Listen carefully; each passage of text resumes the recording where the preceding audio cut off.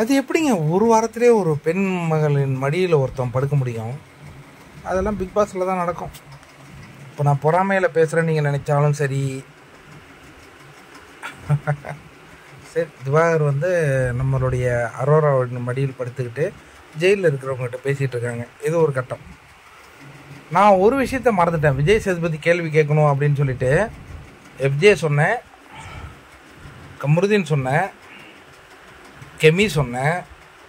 ஆனால் ஒரு ஆளை நான் மறந்துட்டேன். பார்வதியும் நான் அதை லிஸ்ட்டில் சேர்க்குறேன். ஏன்னா பார்வதி வந்து அங்கே க்ளீன் பண்ண போகணும், ஆனால் அவங்க போகலையே.